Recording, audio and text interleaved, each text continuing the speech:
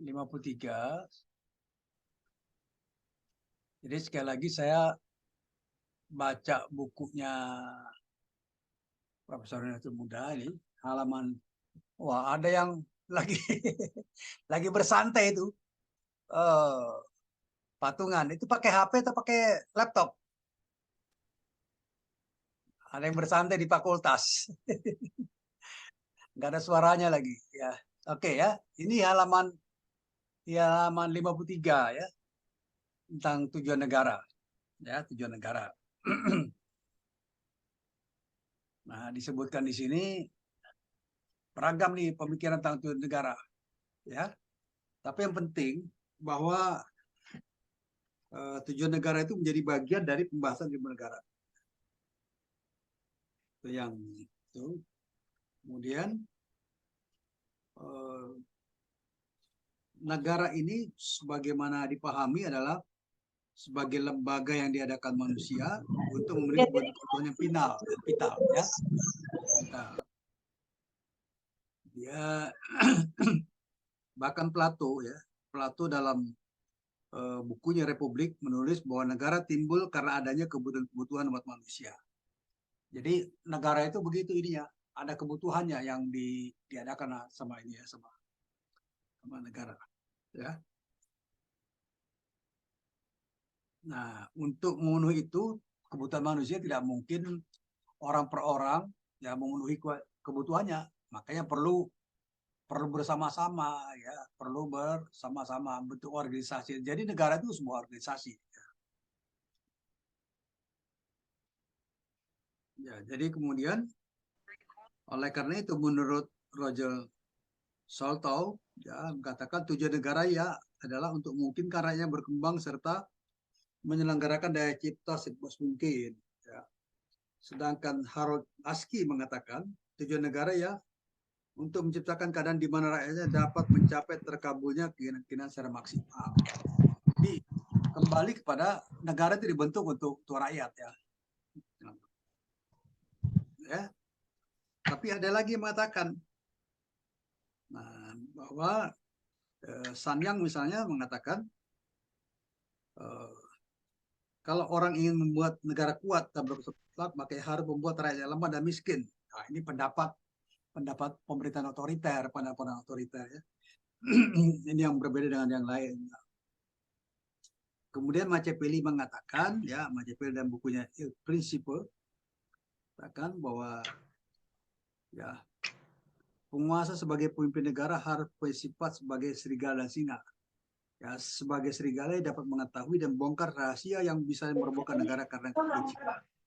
Ya, sebagai singa bisa menaklukkan binatang lain. Jadi faktornya faktor kekuatan. Ya, tujuan bisa dicapai dengan kekuatan.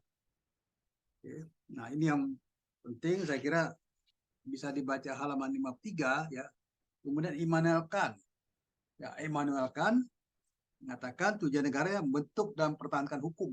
Jadi Immanuel Kant ini filsuf ya, seorang filsuf yang menghendaki bahwa hukum harus tegak dalam suatu negara. Jadi itu yang beberapa tujuan negara ya. Dan kemudian kalau kita ke Indonesia ya, negara Indonesia adalah sebagai negara yang menganut prinsip demokrasi konstitusional. Jadi demokrasi konstitusional adalah demokrasi berdasarkan konstitusi. Ya, semua ada di konstitusi.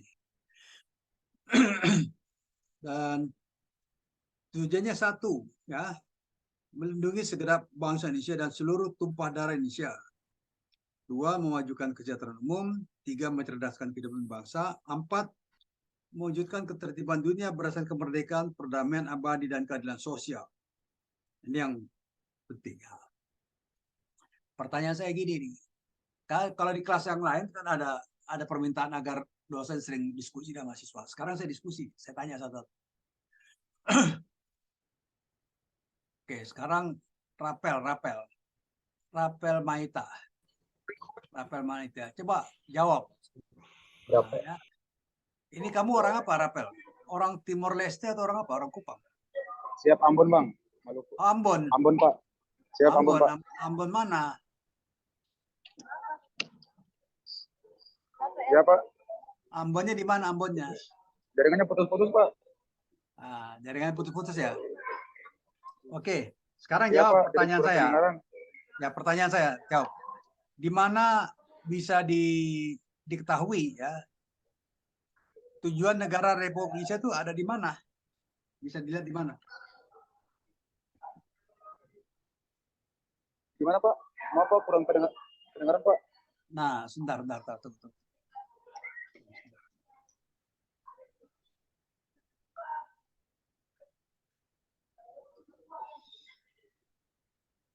Oke.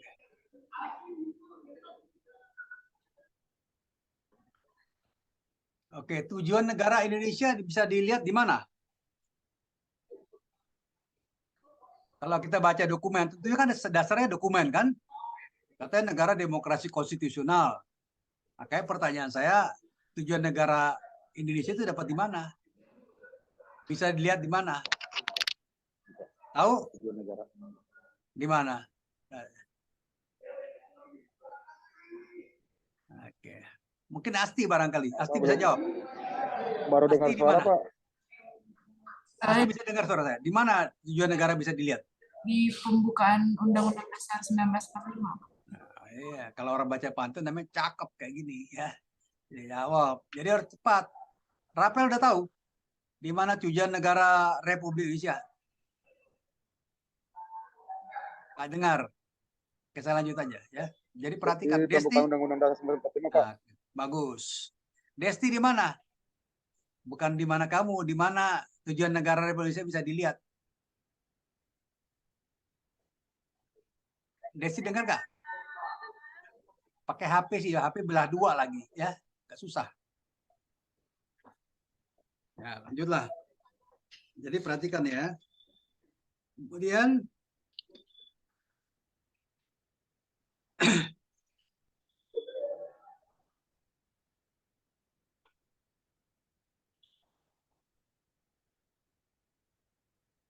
sekarang fungsi negara ya, fungsi negara. Nah, fungsi negara ini diartikan sebagai tugas organisasi negara untuk mana negara itu diadakan. Jadi fungsi negara begitu. Jadi berkaitan, jadi saling menunjang antara tugas negara dan tujuan negara, fungsinya. Ada beberapa kategori ya, misalnya yang diterapkan di Prancis sejak abad ke-16. Nah, fungsi negara itu ada 5. Ya, ada 5. Ada di halaman 66 buku ini. Ya. Halaman 66. Pertama, fungsi diplomasi. Diplomasi itu urusan luar negeri, ya. Diplomasi urusan luar negeri. Kemudian apalagi ada defensi, bentar ya. Defensi itu artinya pasti nggak kayak gitu gini.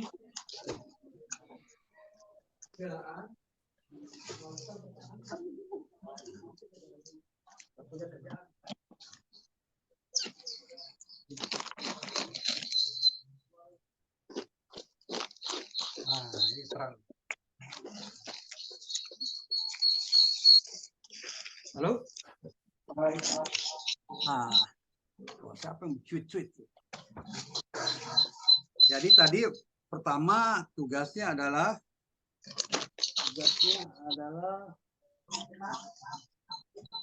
diplomasi, defensi, ya. Kemudian ada lagi finansi, artinya mengendalikan keuangan. Ya. Kemudian justisi, ya, menegakkan keadilan. Dan yang terakhir adalah fungsi penegakan hukum, polisi. Kira-kira. Nah, kalau ada pertanyaan nanti bisa dijawab ya. Jadi kembali pada ini. Kemudian ada lagi pendapat lain dari John Locke. John Locke mengatakan fungsi negara dibagi 3. Fungsi legislatif, fungsi eksekutif, dan fungsi federatif. Nah, sekarang saya mau tanya nih. Bayat di rumah ya? Bayat di rumah? Hilang. Di rumah, Pak. Oke, sekarang jawab nih. Kalau fungsi legislatif itu contohnya apa? Negara itu kan ada fungsi legislatif. Contohnya Oh, apa? Pak, putus-putus suaranya. Ya, fungsi legislatif itu apa fungsi legislatif? Aku nggak kedengeran, Pak. Coba Fungsi bentar saya legislatif, keluar masuk lagi, Pak. fungsi legislatif apa? Nggak jelas. Tommy, apa fungsi legislatif contohnya? Nggak dengar. Reza Ridwan Ismail, fungsi legislatif apa contohnya? Hah? Ya, membuat undang-undang. Kalau fungsi eksekutif apa? Ini saya mau tanya nih. Zaki di rumah atau lagi di jalan? Nggak jelas. Rizky. Iya Pak, maaf. Baru bisa, iya Pak. Apa? Coba contoh fungsi eksekutif apa? Fungsi eksekutif. Ya, eksekutif ngerti nggak eksekutif apa? Eksekutif itu fungsinya menerapkan dan atau melaksanakan undang-undang, Pak. Ya itu urusan pemerintahan ya. Oke. Oh. Oke. Kemudian ada lagi fungsi yudikatif. Fungsi yudikatif tuh apa? Tadi Zaki karena tadi udah bisa jawab. Zaki apa fungsi yudikatif apa? Fungsi yudikatif itu untuk mengawasi penerapannya Undang-Undang Dasar, Pak. Nah, kalau fungsi yudikatif artinya fungsi peradilan ya, mengadili ya. Iya.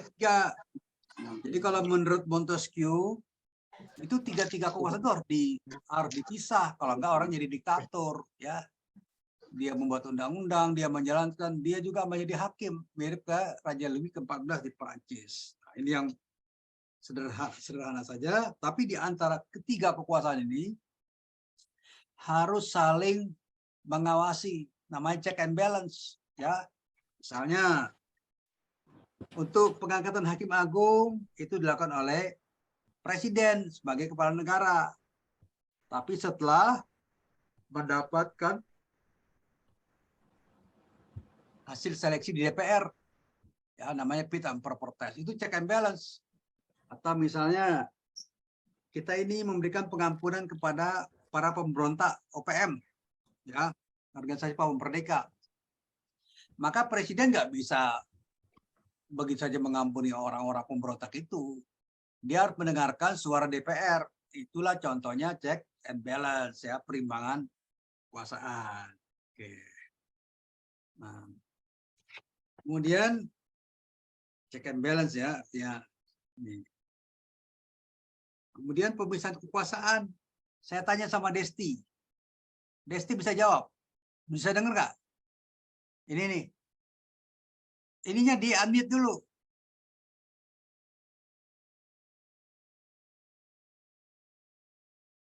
Ada? Wah, dia susah nih. Raihan bisa dengar saya nggak? Itu unmute dulu. Ya, Pak. Ya, sekarang pernah dengar nggak pemisahan kekuasaan di antara kekuasaan eksekutif, legislatif, dan yudikatif? Pernah dengar istilah itu? Maaf Pak, di sini hujan gede, jadi Oh, ya, jadi gede. jaringannya. Ya sudahlah. Ya, hujan gede dengar aja ya. Siap. Oke, kemudian siapa lagi bisa ditanya? Zaki pernah dengar ini teori pemisahan kekuasaan? Apa, Pak? Teori pemisahan kekuasaan. Pernah dengar nggak? Pernah dengar, Pak. Oke. Itu maksudnya pemisahan kekuasaan legislatif, yudikatif, dan eksekutif itu diadakan untuk apa? Kekuasaan itu dipisah, nggak boleh tangan satu orang. Supaya apa? Kekuasaannya dipisah agar tidak, apa ya, kan kalau terpisah tuh jadinya saling bisa mengingatkan. Kalau satu orang saja tuh lebih takutnya semena-mena ya. Iya nggak, Pak? Betul. Ya, udah benar tuh jawabnya. Itu menjawab model mahasiswa. Ya, jawaban model, tapi udah betul. Ya, udah betul tuh. Kalau mahasiswa udah jawab kayak gitu udah benar. Ya, nah, secara akademik, secara buku kita bisa bilang bahwa pemisahan kekuasaan di antara 3 cabang kekuasaan negara, ya, yaitu eksekutif, legislatif, dan legislatif, dimaksudkan supaya tidak terjadi penumpukan monopoli satu kekuasaan di tangan satu orang. Tadi Zaki udah menjawab ya, supaya tidak menimbulkan kesewenang-wenangan, ya. Jadi dia undang-undang juga, dia buat peradilan segala macam. Nah, itu yang contoh-contoh ya. Dan kemudian pemisahan kekuasaan itu bisa dilakukan secara pemisahan kekuasaan atau bagian kekuasaan, separation of power atau bagian kekuasaan, ya. Oke, itu yang istilah-istilah yang harus dipahami ya. Oke. Kemudian juga ada John Locke. Ya, John Locke mengatakan bahwa tujuan dan fungsi negara itu bisa tercipta karena ada perjanjian antara rakyat dengan penguasa, dalam hal ini raja. Jadi ada perjanjian, oke, saya serahkan kekuasaan, mandatkan, tetapi rajanya harus memberikan perlindungan, mengupayakan kemakmuran buat rakyatnya. Kira-kira itu yang tujuan perjanjian ya. Dan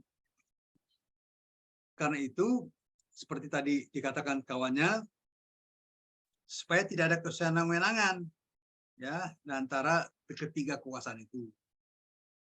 Nah, ini banyak lagi bahasan-bahasanya ya. Dan nah, ini ada lagi yang memberikan penjelasan ya, mengapa atau pemisahan kekuasaan ya. Saya dari namanya Ipor Jennings di halaman 74 buku ya. Jadi halaman 74.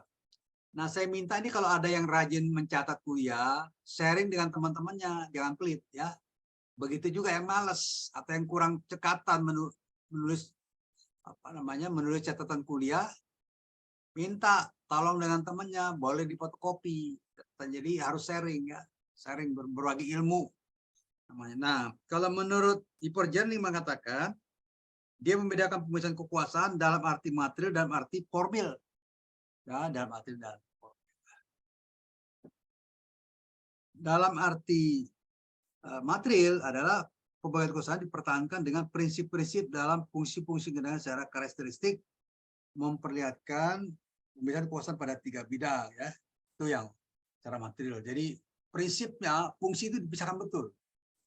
Kemudian secara formil ya dipertahankan secara tidak secara prinsip. Ini kelembagaan maksudnya ya. Nah, kemudian menurut Profesor Bagirmanan ya,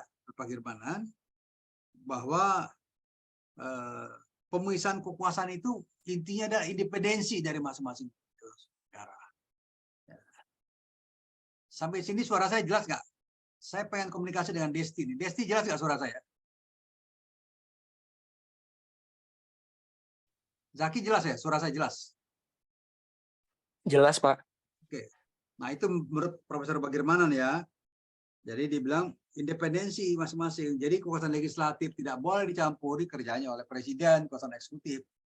Begitu juga DPR tidak boleh campur tangan terhadap pekerjaan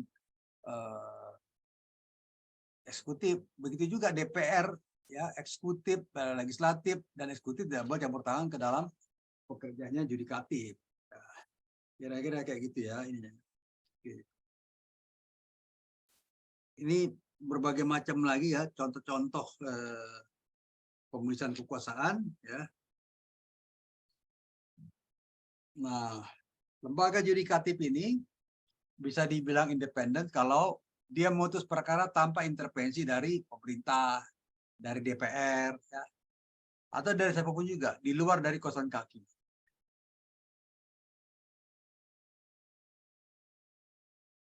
Nah, ini yang penting situ ya. Nah,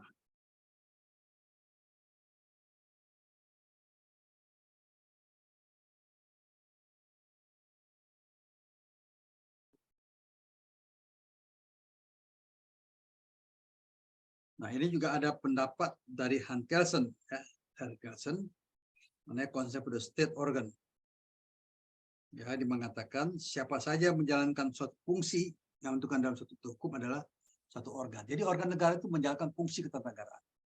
Misalnya fungsi kekuasaan kehakiman, membuat undang-undang, dan menjalankan pemerintahan. Kira-kira itu ya. Ini.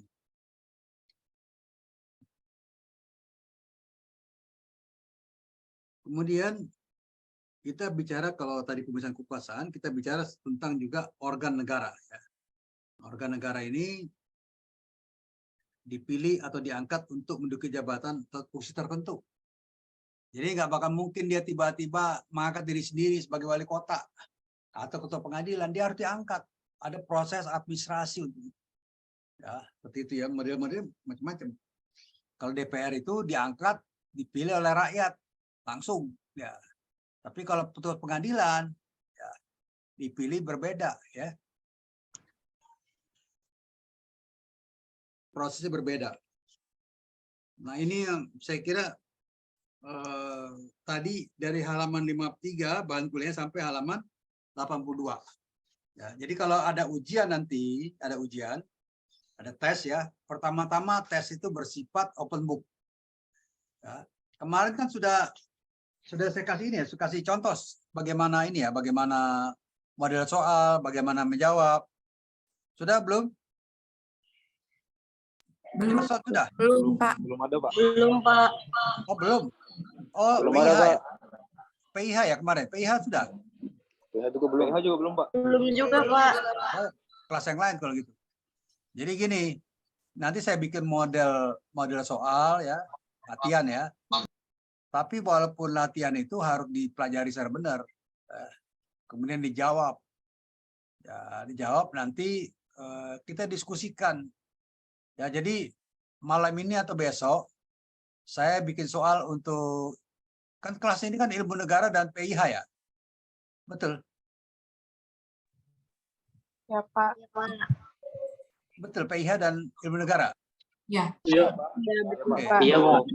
Nanti saya bikin soal, kemudian latihan menjawab. Ya. Sekarang baru tanggal berapa? Tanggal 2 ya. Artinya kan mulai ujian UTS mulai tanggal 7 ya. Betul tanggal 7. Iya, tanggal 7, Pak. Iya, mulainya tanggal 7, Pak. Oke, gini. Kalau hari Senin itu ada ujian nggak? Hari Senin pagi jam 7, jam 8. Ada, Pak. Ada ujian. Ada, Pak. Ujian apa? Bukan anu sih, Pak. Tapi jam 10 mulainya, Pak. Hah? Senin jam 10.30, Pak. Kenegaraan. Apa tuh 10.30 apa ada kuliah? Bukan.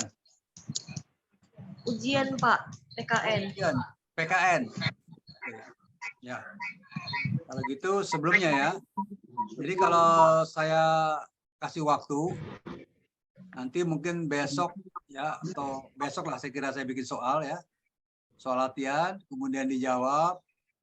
Nanti saya kasih waktu untuk kita diskusi. Saya pengen tes satu per satu nih. Gimana? Ya, kan masih ada waktu ya. Berapa hari lah supaya kita bisa lebih baik ininya. Ada yang mau ditanya nggak? Tentang kuliah ini, materi kuliah. Tapi yang penting nih semua harus punya ini. Ada yang nggak punya buku? Saya, Pak. Ada yang nggak punya buku nggak?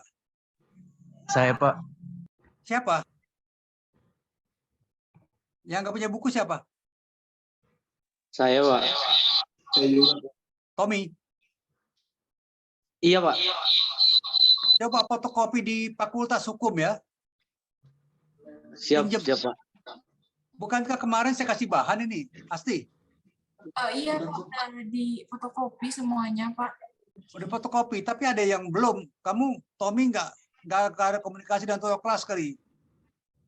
Bagaimana bisa Ada, menjawab Pak. ujian? Cuman kelupaan saya, Pak. Nggak punya atau nggak? Ada. Belum punya, Pak. Wah, gimana? Gimana mau ujian kalau kayak gitu modelnya? Kalau nggak ada punya buku. Padahal harus menjawab Besok saya minjem biar saya fotokopi, Pak. fotokopi ya. Siap, Bisa, Pak. dengan siapa mau minjemnya? Dengan siapa? Sama Fauzan, Pak. Fauzan. Fauzan yang mana Fauzan ini? Saya berdua, Itu Pak, yang- sama Rafael Maita. Yang Pak. sama Rafael, udah. Pak. ya pinjam buku. Nggak bisa nggak.